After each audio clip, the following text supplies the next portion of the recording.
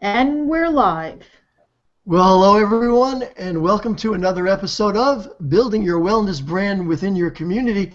I'm Dr. Alan Weinstein with my co-host Dr. Randi Ross. Today's episode is brought to you by the William David Company, a rethinking small business marketing, and Community Wellness Day. Every great opportunity begins with the first step.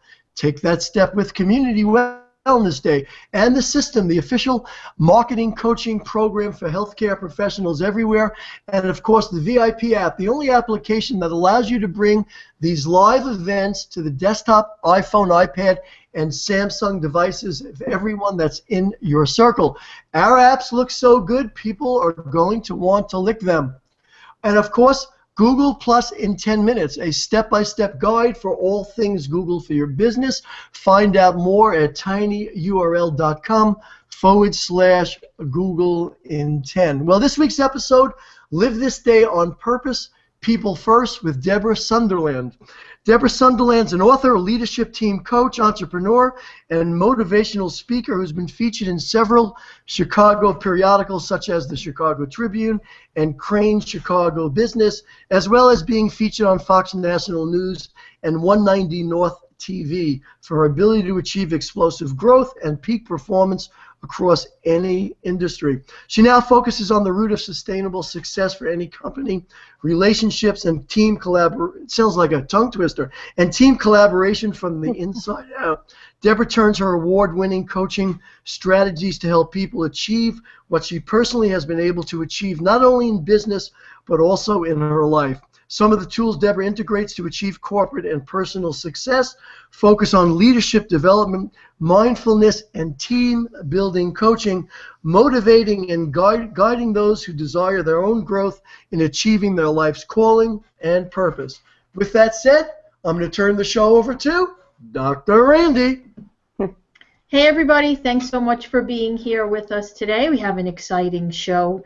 And I want to let you know, wherever you are hanging out from, let us know in the chat box where you're hanging out from. If you have any questions, feel free to get them in there. If for some reason we don't get to them, you know, we'll always get back to you afterwards personally. Well, today's exciting, and one of the things that's kind of fun is when I actually talk about and teach something, do it myself, because I do everything I tell you guys, and we get these great outcomes. So Debra and I actually met through social media. I saw a post that she made, and I thought it was really interesting, and I went to her LinkedIn, and I started reading a little bit about her, and I said, bam, Debra is a perfect guest for one of our hangouts. Reached out to her, sent her kind of a, you know, hey, how you doing email? Would you like to be a guest on our show? One thing led to another, and here she's going to be with you today. Debra brings something a little bit different and unique from any other guest we've ever had, and that's why I'm really excited to hear what she has to say. Because, you know, there's a huge element of leading by example. And even when we talk about how important it is to build relationships, to build your business, you know, we often forget about the piece to the puzzle when you're a team leader, or you're the, you know, the head of a company, or you're the leader of your office. How there are certain elements that you might not be aware that you're doing not the best that you can, and as a result of that, your team's not also doing what you're asking them of. So I really wanted Debra to come on and talk a little bit about that, because I think that it's a really important piece to the puzzle to not just be about you, but to make sure that you're leading by example and doing what you're asking other people to do. Mm-hmm. Well, welcome, Debra. Thank you so much for taking time to be here with us today. I'm really excited to hear what you have to say. Thank you so much. I hope that we can exchange ideas here. Everyone has something great in this. We're all unique. And if we can understand that in each person, whether we're in work or in life, that's where everything blossoms. So understanding that for ourselves and growing ourselves grows our team. So I'd love to grow with you today, and thank you for having me. Well, one of the things, like I said, that really intrigued me, other than, it's so funny how sometimes you go to someone's website, and I'm a huge, you know, my family loves New Orleans, and I go to Debra's website, and bam, you know, there's a fleur-de-lis. Oh, you got me, you know, is that? And then when I started reading about her, and she was, you know, a high-level cyclist, and I bike ride every day, I was like, okay, this is somebody that I have to meet. But from what our viewers are looking for, that I really want you to share, is talk a little bit about, and you and I discussed this, how we teach people how important it is to build relationships to have long-term sustainable growth in your business, but often leaders are not understanding what they need to do to make sure that their team and their staff are understanding the importance of this, because they might not be doing what they have to do, not always intentionally. I think most times they don't even realize what they're doing wrong. Yes. I think a lot of it stems from each person. As a leader, we get wrapped up, most of us, especially if we're leaders, on being overachievers. And so the doing, the tasks, the busyness gets us running at a pace the moment we hit our feet to the ground in the morning. And we don't stop to slow down and evaluate our own personal development, our own personal awareness, and how that comes across to ourselves and to others. And then we walk into the office and everyone's running and expecting tasks to be done. But I think being able to take a step back and knowing that personal development and leadership comes from within first and foremost, and if you develop that each day and moment by moment and are having awareness and a mindfulness and a mindset about who you are, how you're leading by your example and your being, and how you can serve others versus just getting them to perform or do their tasks, grows the business from the inside out. Sorry about that. My phone started ringing on my desk, on my computer. It just seemed to all link up somewhere together. But I think that's so important, and I actually just started making a note. And it's funny because it's something that I often catch myself doing, is I become just this taskmaster. And yes, there are things we all have to get done, but I think we kind of get all caught in that, almost like that gerbil wheel of just being a taskmaster instead of really being creative and doing the things we need to do. And I think it trickles down, whether you're helping your internal team or you're going to your clients. People know if you're on a wheel to attain something, whether it's to sell something, whether it's for them to produce something. And people react to that. People maybe get fearful, they kind of step back. But if you step forward as a servant leader in really, how can I understand that this person in front of me is unique? They have their own sets of, whether it's personal, whether it's business in front of them. That's how I've always been successful with my own sales, with my own development, with my own company, is hearing what someone isn't saying, listening to them when I don't see them, listening to, is something going on with them, whether it's personal or professional. And then there's an immediate trust built, because they don't sense this person just wants to get something from me. This person doesn't want me to just do something. They're most important about who I am right now and my being. And if that is brought forward first, then much collaboration can happen. And I believe that takes personal development and an awareness, and because we all, especially me, I can be an overachiever, and I sense when I'm revved up, and I have to take a breath, slow down, really remember what's important. People are important. People internally are the most important because they bring forward the culture of the company. And if there isn't personal development going on within the company, there isn't going to be personal business, there isn't going to be business development going as well as it should be externally. People know internally if you're just supporting them on their birthday or giving a pat on the back. They know that they're not really valued. But if someone feels totally valued for who they are as a person first, the culture expands internally, and then it's caught externally. And those are the true companies like Zappos that are looked at. I went and studied them and met with them for a few days. Like, I would love to find out, why are such companies like this awesome? Why are they succeeding?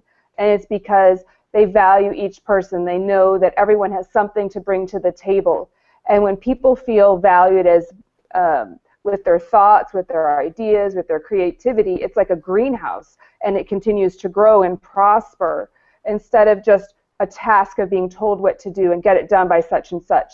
And I think growing up in a culture like that, we all grew up going to school like that. We weren't taught really to value someone else's uniqueness. We were taught to match someone. We were taught to dress like someone. We were taught to answer these questions in a certain way and then move to the next grade and move to the next grade until we get to college, and then until we get and we work for someone else. We've kind of grown into that culture, and I think if we can reverse that culture and really go back to uniqueness and greatness within, and really pulling the strengths and talents out of one another, and how do we support someone in servant leadership, I think that's where companies are really awesome, like Google. That's where they shine.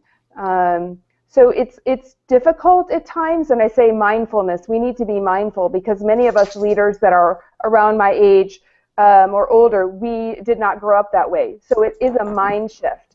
And I always think if you can go to someone who's gone ahead of you and learn from them, learn from someone that you admire, study them, ask them, get along, get in their face and learn from them. The whole growth idea is, if someone wants to grow, encourage them and go really find out what makes them tick. What's their passion? Where do they want to grow? And if they're growing and flourishing, they're going to be happy. They're going to have joy, and they're going to bring that to the workplace. Not separating who we are from what we do is the most important. Well, I have a couple of questions, but Dr. Allen, did you unmute? Do you have something to ask? I do have something to ask. Thanks. So, go ahead. A couple of things, Debra, from what you said, and I'm a big fan of Jack Welch, of course, who was took GE during the 90s and turned them into quite a huge company. And there's some controversy now, obviously, about if his leadership skills were a consequence of him or the times that we were in. But he tells the story of when he first started working for General Electric, he wound up getting a 10% raise, and he found out that all the other engineers, because he was an engineer, got the same 10% raise, and he thought that he deserved more than everybody else of what he was bringing to the table. And he actually started looking around for another job to leave General Electric, and as a consequence, he actually got an offer from a company called International Minerals and Chemical, which is now known as ICM Global. And when he told his boss he was leaving, his boss then realized that Jack was a different person than everybody else, and that maybe he needed to be rewarded or compensated based on his differentiation of who he is and what he brought to the table. And that became, for Jack Welch, that really became the mantra of how he handled people that worked for him, and he rewarded them based on their individuality and what they brought to the table. And as a consequence of that, people started bringing more to the table, recognizing, and I know in the school systems, and I'm getting to a point here, I know my question's a little long, in the school systems where my wife works, they don't reward based on what you do or your productivity, they reward on seniority, and people that are in positions who are horrible teachers are doing the same thing that shouldn't even be teaching, because that system and a lot of the government systems, the reward is just based on how long you've been around. And so we see things like post offices that are living in bankruptcy all the time, and the problems that we know in government. So based on what you were talking about and the point I made, is part of bringing out the individuality of the people that work for you and see what you are, is rewarding them in a different level based on what they bring to the table? You're asking, is it different? Do you make it different? In other words, do you incorporate that in your leadership to be able to reward people based on productivity, differentiation, rather than everyone always gets the same reward? That's a good point. I think that could be answered in a lot of ways, because it could look different in so many different situations and cases and companies. I think that people feel rewarded if you are going to their strengths and weaknesses. I think being heard is the #1 way that people feel rewarded. Not necessarily that you can change their situation or give them exactly what they want, but it's been shown, documented, emotional intelligence. If people are being heard, I think if they start there, leadership starts there, hearing someone and what they're looking at, what they're looking for, then and then the fit, like are they in the right position? Key fit, like is with Zappos, they don't hire because someone can do a task. Yeah, sure, most of us can do a task, right? We're bright enough to do a task, but really are they a good fit? And the fit, I think, rewards people. So I think it kind of goes together. I'm not sure if I'm answering your question. I'm not sure you're answering my question either, but I don't think that matters. I think you brought up a good point either way. But I wasn't sure. It's just my leadership style is to be able to reward the differentiation of the people that work with me. I just was wondering if you agreed with that or not. You mean personally looking at each person and what they bring and then rewarding them accordingly? I think exactly. Yes. I think that's very important. Whether it's a word to them or something you know personally would encourage them. Absolutely. Yeah, cool.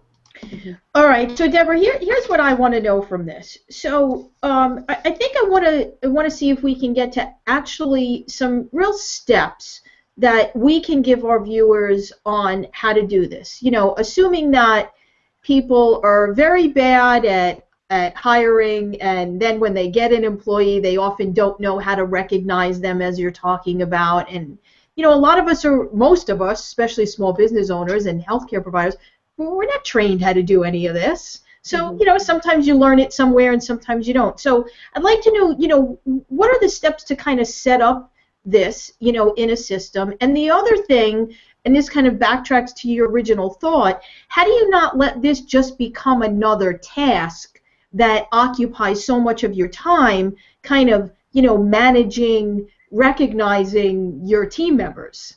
Right. Well, if I could answer your second question, leadership is more about showing up and who you are. So I think the modeling of that takes off somewhat the heaviness that you might feel of you must do something, right? I think if you build that relationship with your teams by first modeling, that sets the foundation that is firm and steady and takes a lot out of the pressure that you might say. Does that answer your question? When you use the word modeling, do you mean simply leading by example? In other words, you have to do what you're expecting them to live and work, living by your model, but staying true to who you are, to your purpose, to your calling, to your passion, to your talents, to your strengths. And when you don't align that, maybe even sharing that. Hey, you know, I was feeling XYZ about this, and I realized I wasn't in my place. I wasn't aligning with this. And opening up those conversations, being really real with people when you're not where you want to be and where you want to be. When it's a chance to learn for yourself. I don't look at things as a blame or a missing of some success, but how can someone learn and challenge and grow personally, and how can it be modeled? So the more you're even sharing that with someone, takes pressure off you because you're not like feeling like you have to hold it all together. But how can you share that with your team so they can grow as you're growing in the challenges, because we all face challenges in life and work. The feelings that you might feel, sharing that with someone. You know, I'm feeling really frustrated right now. Whether it's something they did or didn't do, and you know, just the whole practicing speaking with someone and not hiding things, modeling it that way. Those types of things. Mm-hmm. Does that make sense? Absolutely, that definitely makes sense. So how would you, if I'm an employee and I have, you know, let's say four or six you know, staff members, team members, how do you implement this into your everyday work experience? In other words, how do you take someone, if I came to you and I have these employees and I've never really worked through this process, how would you get me to start it? What steps am I taking to integrate this into my business? Good question. I recently worked with a physician who has a large practice here in Chicago. I still work with her. She hadn't changed anything for 18 years and decided that she couldn't keep on this wheel anymore. She couldn't keep on the busy, get up, come home at night at like 10 at night, just exhausted, not seeing her family. And so how we strategically planned was pulling out what she already knew was inside of her, but she buried it because she was so busy. So going back to, I would sit with someone and ask them questions about really who they are, what do they really want, what are they called to do, even in a medical practice or whatever, whether it's a CEO, owner, whatever it would be, and to have them be really still with that, and to think about, does this align with me? And then asking the questions, I go to 3, I like the number 3. What are the 3 things that you want to go after to change your culture, to change your business? What are the 3 biggest needs you have, the 3 biggest challenges? And then going to, what are the 3 biggest hopes that you want to have? What is it that needs to change, and how does that look? And for this doctor, it was, I want to have peace in my office. I want there to be joy. That's the reason she came to me. She said, you have joy, and I want that in my life. I want that in my work. I want to bring that out. And I want to be with my family more. So those are her 3 things that we worked on. I want to work less and have more money were the to-dos. And so actually asking her the questions instead of me telling someone is what aligned with her and brought out the strategy. And then I helped walk her through that. Every week we would coach together, how is she taking those steps? And we had to look at her teams. She had several people working with her, and we had to look at that point, the culture I'm in and I'm shifting, are these people a good fit for me? Even though some of them have been there and they could do great things, physically they could manage tasks well, but was it really a good fit for her? And we ended up firing some people and hiring people that were a good fit for her. And her whole company has changed, and she is happy because, like I said, in the last year, her revenue has gone up. Her time with her daughters now is like she's never had before, and she has people working for her that she walks in and she feels joy. So I think it's very specific. I don't give a plan particularly to anyone, because just like each person's unique, each practice is unique, each company is unique. So I very much listen and want to hear what the leaders are telling me and how to get them where they want to be by being who they are. Very good. I'd like to. I know we have Brian with us. Brian, did you want to add anything here? Should we bring you on? Oh, certainly. I'm happy to contribute. Okay. Well, I mean, I think that definitely your puppy wants to be on the hangout. He looked like he was jumping up there. Yeah, she always wants to be in the midst of everything I'm doing. If I do it without her approval, it typically falls apart. All right. Well, she wants to jump on camera. We welcome, everyone, including 4-legged people, so to speak. Well, Debra and I partner on a lot of things. I'm a big fan of her. She's absolutely brilliant. She lives her passion. She's an absolute model of perseverance. And one of the things that we talk about together is, and I don't know if we talked about this at great length, but to just kind of put an umbrella over everything you've been discussing today, it's igniting someone's sense of purpose, your own as a leader and the people that you would lead. And you talked about being too task-driven, too task-oriented. Well, I don't consider myself completing tasks. I consider myself assembling pieces of my purpose. So if I'm doing something, whatever it is, I ask myself, how am I living my purpose through this? What's going to change because I did this? Is it going to move me forward? If not, why am I doing it? Yeah. Is it something that I need to delegate to someone else, or something I need to forget entirely? Because the more people are engaged with their purpose, the more excited and passionate they can be about the work of your company. And that's just something that I encourage people to keep in mind. Yes. Here's kind of, this might sound like a really strange question for what you just said, but does it take a long time to kind of go through mentally what you just said, like evaluating the different things that you're doing to determine, are they really worth your time, or do you need to kind of kick them to the curb and move on to things that are going to get you more connected with your purpose? No, is that a lengthy process? I think it takes it takes time at first until it becomes a habit. Okay. Like you meet people that are optimistic, and I don't want to speak for you, Deborah, but it takes work to get there. But once you're there and you hit your stride, it becomes the default lens through which you view the world. Yeah. But up until that point, it's work. I think the more aware you are, the more aware you become, and you continue to grow. Just the brain is as you know, a muscle. So the more you exercise what you want to focus on, the more that pathway goes, the neuroplasticity. You can recreate what you want to. I totally believe in that. So I believe we can do anything we want. We choose it and we go after it, we can do it. So if someone wants to change quickly, or they want to be more aware quickly, it just becomes more of you're more aware of it over and over and over again. So I'm just going to kind of equate that to, and Dr. Allen will get you on. This is how I understand what you just said. Is I'm going to equate it to soccer, because right now we're in soccer mode in my house because my daughter's trying out for all these elite teams. So I think it's kind of like in the beginning, you have to think about being able to dribble a ball down the field when they're a little bit younger and less experienced.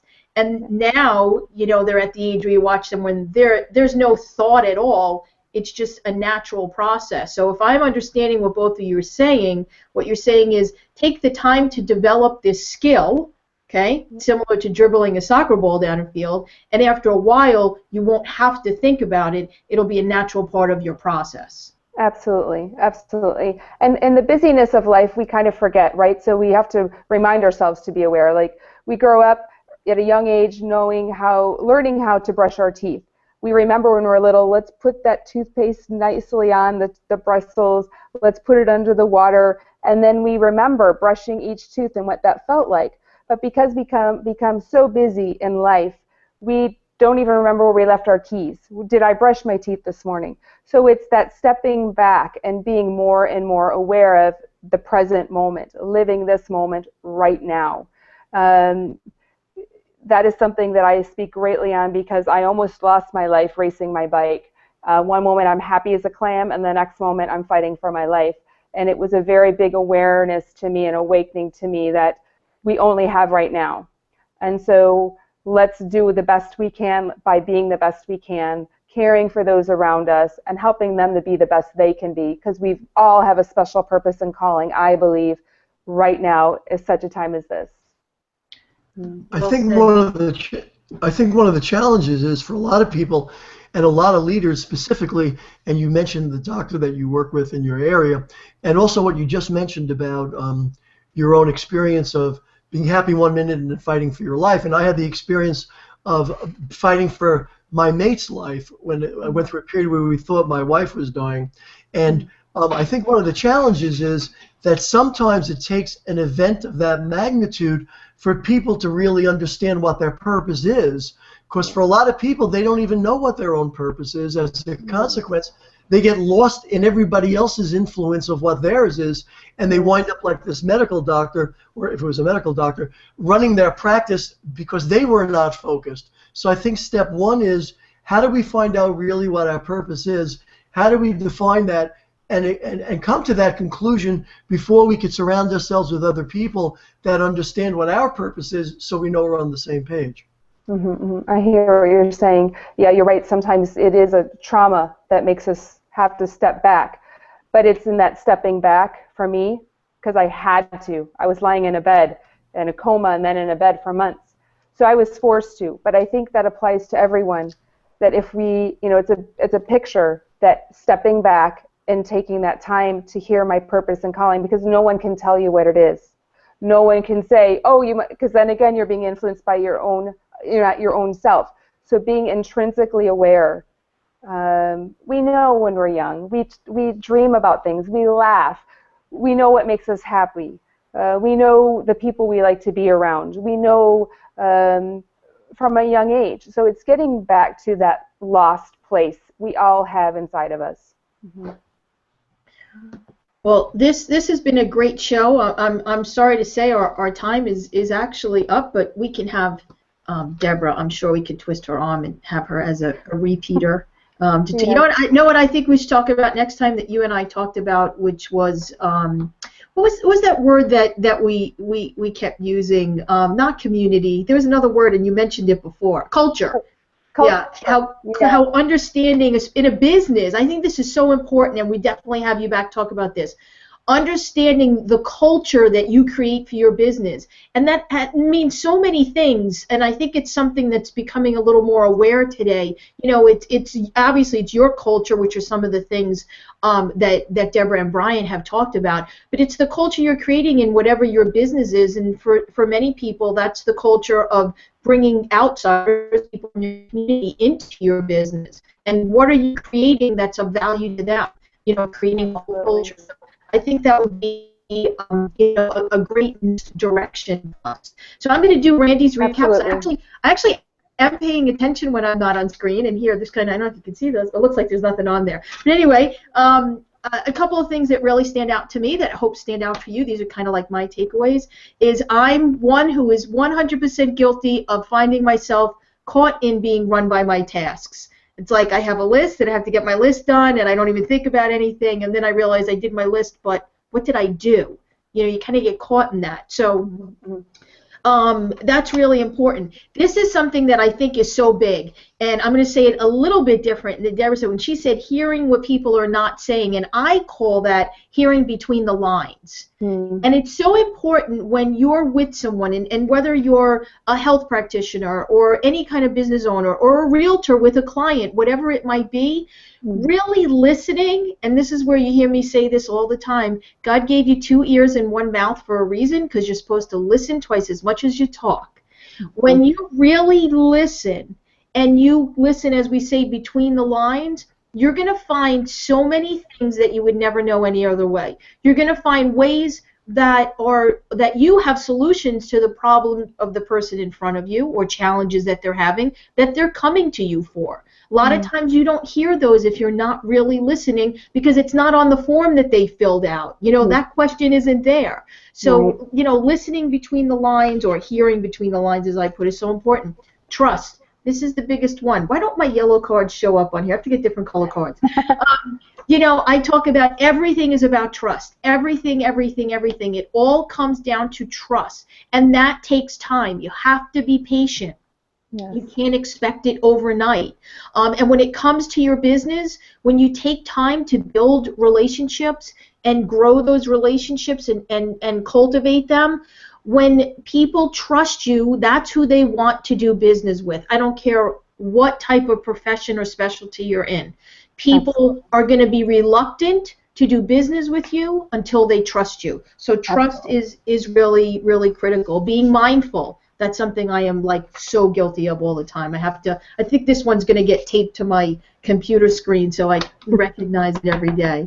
Well, we're going to turn it back over to Dr. Allen. I want to thank Debra, and Dr. Allen's going to actually put a screen slide up.